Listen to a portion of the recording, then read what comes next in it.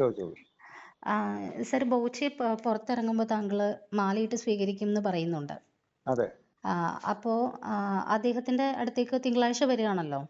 തീർച്ചയായിട്ടും. ഇപ്പൊ ഇതിനിടയിൽ വേറൊരു കാര്യം പറഞ്ഞു കേട്ടു. പോക്സോ കേസിൽ ഹണി റോസിനെ അറസ്റ്റ് ചെയ്യണം എന്ന് പറഞ്ഞു കേട്ടു. അതെ അതെ അതെ. അത് എന്തിന്റെ അടിസ്ഥാനത്തിലാണ് പോക്സോ കേസിൽ അങ്ങനെ വരുന്നത്?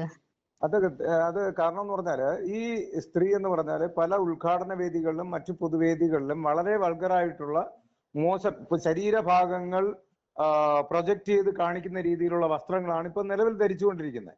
ഇങ്ങനെ ധരിച്ചുകൊണ്ട് സമൂഹത്തിൽ ഇറങ്ങുമ്പോൾ ഇത് ഈ പ്രായപൂർത്തിയാവാത്ത കുഞ്ഞു മക്കൾ, അത് ആണായിക്കോട്ടെ പെണ്ണായിക്കോട്ടെ, അവർക്ക് ഇതിന്റെ ഒരു പ്രചോദനം ഉണ്ടാകുന്നുണ്ട്. ആ പ്രചോദനത്തിന്റെ ഭാഗമായിട്ട് അവർ ദോഷം വശങ്ങളിലോട്ട് പോവുകയും സമൂഹത്തിന് ഒരു തെറ്റായിട്ടുള്ള ഒരു മെസ്സേജാണ് ഈ സ്ത്രീ കൊടുക്കുന്നത്. അതുകൊണ്ട് തന്നെയാണ് ഇവരെ പോക്സോ കേസിൽപ്പെടുത്തി ജയിലിൽ അടയ്ക്കണം എന്ന് ഞാൻ പറഞ്ഞതിന്റെ കാരണം എന്ന് പറയും. അപ്പൊ ഇവരെ ഇതിന് വേണ്ടിയിട്ട് വിളിക്കുന്നവരും അതേപോലെ തന്നെ തെറ്റുകാരല്ലേ സർ? മീൻസ് ഹണി റോസ് എന്ന് പറയുന്ന ഒരു ലേഡി സെറ്റ് മുണ്ടെടുത്ത് വന്ന് ചെയ്ത് കഴിഞ്ഞാൽ ഇതുപോലെ ഒരു ക്രൗഡ് ഉണ്ടാക്കാൻ പറ്റില്ലല്ലോ അവർക്ക്. അപ്പൊ അവരിങ്ങനെ ഡ്രസ്സ് ചെയ്ത് വരണം എന്ന് പറയുന്നതും ഈ വിളിക്കുന്നവർ തന്നെയല്ലേ?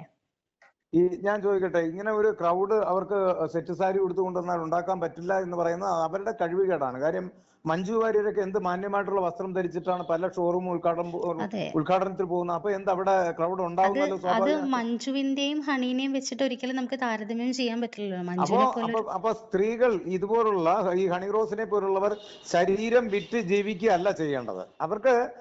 അവർക്കൊരു ഫേസ് ഉണ്ട്. ആ ഫേസ് വെച്ച് അവർ അഭിനയിച്ച് അവർക്ക് അതിൽ കഴിവ് തെളിയിക്കാം. പക്ഷെ അവർക്ക് കഴിവില്ലാത്തത് കൊണ്ടാണ് അവർ ശരീരഭാഗങ്ങൾ പ്രൊജക്ട് ചെയ്യുന്ന രീതിയിൽ കാണിച്ച് അതിന്റെ വീഡിയോ എടുത്ത് ഫേസ്ബുക്കിൽ പോസ്റ്റ് ചെയ്യുന്നു.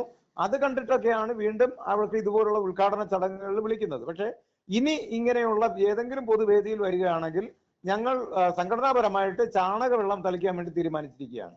ചാണകമെറിഞ്ഞ് ഇവരെ പ്രതിഷേധിക്കും. അത് മാത്രവുമല്ല, ഇവർക്കെതിരെ ഇവർക്കെതിരെ സംസാരിക്കുന്ന എല്ലാവരും, ഇപ്പൊ രാഹുൽ ഈശ്വറിനെതിരെ കേസായി എന്ന് പറയുന്നുണ്ട്. അങ്ങനെ ഒരു നടപടിയുമായിട്ട് പോവുകയാണെങ്കിൽ തീർച്ചയായിട്ടും ഹണി റോസിന്റെ വീട്ടിലേക്ക് ഞങ്ങള് പ്രതിഷേധ റാലി ഇപ്പൊ നടത്താൻ പോവുക. അങ്ങനെ ഒത്തിരി ഉപരോധം തീർക്കാൻ പോവുകയാണ്. ഒരു മാറ്റവുമില്ല. കാര്യം പ്രതിഷേധിക്കേണ്ട, ഒരു തെറ്റ് കണ്ടാൽ വിമർശിക്കേണ്ട ചുമതല നമ്മുടെ ജനകീയ ഭരണത്തിൽ സംവിധാനത്തിൽ നിലവിൽ നിൽക്കുകയാണ്. അങ്ങനെ നിൽക്കുമ്പോൾ അവർക്കെതിരെ ആരും സംസാരിക്കാൻ പാടില്ല, പ്രതിഷേധിക്കാൻ പാടില്ല എന്ന് പറഞ്ഞാൽ അതിനെ ഞങ്ങൾ ശക്തമായിട്ട് നേരിടും. രാഹുൽ ഈശ്വറിനെതിരെ ഒരു നടപടി ഇനി ഉണ്ടാവുകയാണെങ്കിൽ ഉറപ്പായിട്ട് ഞങ്ങൾ അവരുടെ വീട്ടിലേക്ക് പ്രതിഷേധ റാലി നടത്തും. രാഹുൽ ഈശ്വറിന് അങ്ങോട്ടും ഇങ്ങോട്ടും അവർ തമ്മിൽ പറയുന്നുണ്ട്, ഇപ്പോ പല കാര്യങ്ങളും പറയുന്നുണ്ടല്ലോ. അതെ അതെ. അപ്പോ ഡ്രസ്സിംഗ് സ്റ്റൈല് അതാണ് ഇതിന് എല്ലാം അടിസ്ഥാന കാരണം എന്ന് തന്നെയാണോ സാർ ഉറപ്പിച്ചു പറയുന്നത്? തീർച്ചയായിട്ടും ഡ്രസ്സ് അവരുടെ, ഞാനാണത് ആദ്യം പറഞ്ഞത് ചാനലില്. അത് കഴിഞ്ഞതിന് ശേഷമാണ് നമ്മുടെ രാഹുൽജി അത് കറക്റ്റായിട്ട് ശക്തമായിട്ട് പല ചാനലിലും പറയുന്നുണ്ട്. അത് സന്തോഷമുള്ള ഒരു കാര്യമാണ്. അതിന്റെ പേരിലാണ് ഇപ്പോ ഇവർ തമ്മിൽ ഒരു വാഗ്വാദം ആവുകയും ഇപ്പോ അത് കേസിലോട്ട് പോകുന്നു എന്ന് പറയുന്നു. അങ്ങനെ ഹണി റോസ് കേസ് കൊടുക്കുകയാണെങ്കിൽ അദ്ദേഹത്തെ എന്തായാലും അറസ്റ്റ് ചെയ്ത് റിമാൻഡ് ചെയ്യാനുള്ള വകുപ്പൊന്നുമില്ല. അറസ്റ്റ് ചെയ്താലും സ്റ്റേഷൻ ജാമ്യത്തിൽ വിടുമെന്നറിയാം. അദ്ദേഹവും ഒരു അഭിഭാഷകനാണ്. അദ്ദേഹം തന്നെ ശക്തമായിട്ട് അത് വാദിക്കുമെന്നും പറയുന്നുണ്ട്. അദ്ദേഹത്തിന് എന്തായാലും പൂർണ്ണ പിന്തുണ കേരള മെൻസ് കൊടുക്കുന്നു. അങ്ങനെ ഒരു കേസ് ഉണ്ടാവുമെങ്കിൽ, അങ്ങനെ ഇവിടെ സമൂഹത്തിൽ ഒരു വ്യക്തിയെ കുറിച്ച് അവരുടെ തെറ്റുകൾ ചൂണ്ടിക്കാണിക്കാൻ പറ്റാത്തൊരവസ്ഥയാണെങ്കിൽ തീർച്ചയായിട്ടും ഞങ്ങൾ സമരമായിട്ട് പോകും, പ്രതിഷേധ റാലി നടത്തും. ഇവരിനി റോഡിൽ ഇറങ്ങാൻ പറ്റാത്ത രീതിയിൽ ഞങ്ങളാക്കും. സർ, ഞാനൊരു കാര്യം കൂടി ചോദിച്ചോട്ടെ. ഇത് ഒരു ഒത്തുകളിയാണ് എന്ന് താങ്കൾ പറയുകയുണ്ടായി. ഈ ഒരു സമയത്ത് സർക്കാരിന്റെ പല കാര്യങ്ങളും മറച്ചു വെക്കാൻ വേണ്ടിയിട്ടാണ് ഇങ്ങനെ ഒരു കേസ് ഇപ്പൊ കുത്തിപ്പൊക്കിക്കൊണ്ട് വന്നത്. ഹണിയെ അവർ അതിന് വേണ്ടിയിട്ട് ഉപയോഗിക്കുകയായിരുന്നു എന്ന് പറഞ്ഞു. ആ വിഷയം ഒന്ന് പറയാമോ? വിഷയം എന്ന് പറഞ്ഞാൽ, ഇപ്പോ നമ്മള് പെരിയ കൂട്ടക്കൊലയിലെ പ്രതികളെ കുറച്ചുപേരെ ഇപ്പോ ശിക്ഷാവിധിയിൽ നിന്നൊക്കെ കുറച്ച് മരവിപ്പിച്ചൊക്കെ ഇവരെ പുറത്തു വന്നിട്ടുണ്ടായിരുന്നു. അതൊക്കെ ഒരു ജനശ്രദ്ധ കിട്ടുന്ന ഒരു കേസായിരുന്നു. പക്ഷെ അത് പിന്നെ അൻവറിന്റെ ഒരു അറസ്റ്റ് ഉണ്ടായി. പിന്നെ അത് മാത്രമല്ല, നമ്മുടെ ഭരണകൂടം തന്നെ പല കാര്യങ്ങളിലും ചീഞ്ഞളിഞ്ഞുകൊണ്ടിരിക്കുന്ന ഒരു സാഹചര്യമാണ്. അപ്പൊ അതിനെയൊക്കെ ഒന്ന് വെളുപ്പിക്കുവാൻ വേണ്ടിയിട്ടുള്ള ഒരു അവസരമാണ് ബോച്ചെ എന്ന് പറയുന്ന വ്യക്തി. അദ്ദേഹത്തിനെതിരെ ഇത്രയും നമ്മളൊന്ന് നോക്കണേ, ഒരു തീവ്രവാദിയെ അറസ്റ്റ് ചെയ്യുന്ന പോലെ അദ്ദേഹം താമസിച്ചിരുന്ന റിസോർട്ടിൽ വയനാട് പോയി. അത് മാത്രമല്ല, അതിനു മുന്നേ സ്പെഷ്യൽ സ്ക്വാഡ് രൂപീകരിക്കുകയാണ്. എന്തോന്നിനാണ് ഇവിടെ ബലാത്സംഗ പ്രതികൾ കിടക്കുകയാണ്, ഇവിടെ കൊലപാതകികൾ കിടക്കുകയാണ്, മറ്റു മയക്കുമരുന്നുകൾ. നമ്മുടെ കലാലയങ്ങളിൽ നോക്കിയേ, എല്ലാ സ്കൂളുകളിലും കോളേജുകളിലും മയക്കുമരുന്നിന്റെയും കഞ്ചാവിന്റെയും MDMA ഒക്കെ കുത്തൊഴുക്കാണ്. അപ്പോ മുഖ്യമന്ത്രിയോ വിദ്യാഭ്യാസ മന്ത്രിയോ അവിടെയല്ലേ ആദ്യം ഇടപെടേണ്ടത്? നമ്മുടെ പോലീസ് തലപ്പത്തുള്ള DGP ഇടപെടേണ്ടത്. പക്ഷെ എന്താണ് ചെയ്തത്? നേരെ ഹണി റോസിന്റെ ഒരു പോസ്റ്റ് കണ്ട ഉടനെ അല്ലെങ്കിൽ കണീർ റോസ് വന്ന ഒരു ലൈവിൽ ഒരു വാക്ക് പറഞ്ഞ ഉടനെ അതിന്റെ പുറകെ പോവുക, അദ്ദേഹത്തെ അറസ്റ്റ് ചെയ്യുക. ഇത്രയും ആയിരക്കണക്കിന് ലക്ഷക്കണക്കിന് പേർക്ക് ജോലി കൊടുക്കുന്ന ഒരു മനുഷ്യനാണത്. അദ്ദേഹം ചികിത്സാ സഹായങ്ങൾ കൊടുക്കുകയാണ്. വയനാട് ജില്ലയിൽ തന്നെ ഇവിടെ ഉരുൾപൊട്ടലിലുള്ള 100 പേർക്ക് സ്ഥലവും വീടും കൊടുക്കാമെന്ന് പറഞ്ഞ വ്യക്തിയാണ്. ഇതുപോലെ എത്രയോ കേസുകൾ. ആ ബഷീറിന് വേണ്ടിയിട്ട്, പ്രവാസിയായിട്ടുള്ള ബഷീറിനെ തൂക്കിക്കൊല്ലാതിരിക്കാൻ, കൊല ചെയ്യാതിരിക്കാൻ വേണ്ടിയിട്ട് അദ്ദേഹത്തിന് വേണ്ടി ബ്ലഡ് മണിക്ക് വേണ്ടി കോടികൾ പിരിക്കാൻ വേണ്ടി റോഡിൽ ഇറങ്ങിയ മനുഷ്യനാണ്.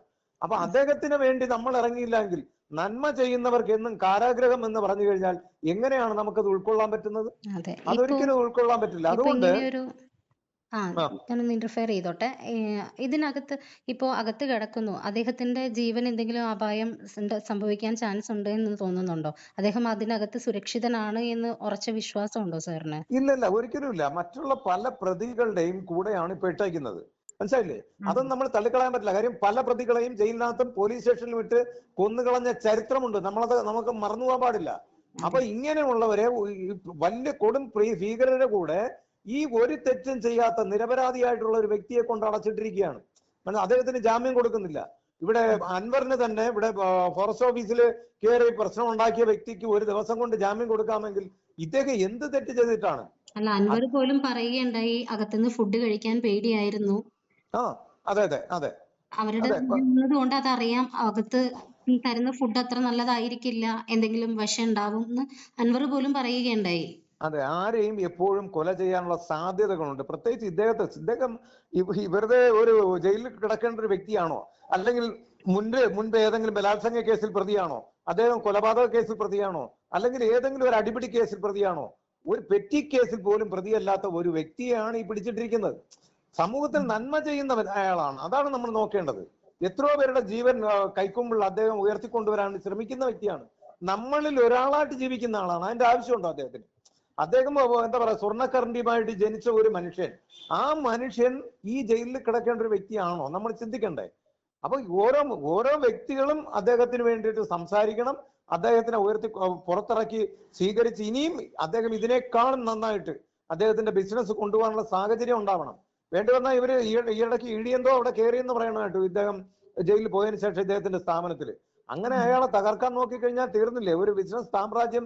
നമ്മൾ അറ്റ്ലസ് രാമചന്ദ്രനെ കണ്ടതാണ്. അദ്ദേഹമൊക്കെ ഒരു നിമിഷം കൊണ്ടാണ് തകർന്നു പോയത്. മനസ്സിലായില്ലേ? അപ്പൊ ഒരു ബിസിനസ്മാനെ തകർക്കാൻ നിസ്സാര സമയം മതി. അതിനുവേണ്ടി തുനിയരുത്. കാര്യം ഇവിടെ കേരളത്തിൽ എന്ന് വെച്ചാൽ ഒരു ബിസിനസ്സും ചെയ്ത് വിജയിപ്പിക്കാൻ പറ്റാത്തൊരു സ്ഥലമാണ്. അവിടെ ഓരോരുത്തർ എന്തെങ്കിലുമൊക്കെ ചെയ്ത് വിജയിപ്പിക്കുന്നത് നമ്മുടെ സാധാരണക്കാർക്ക് വേണ്ടിയിട്ടാണ്.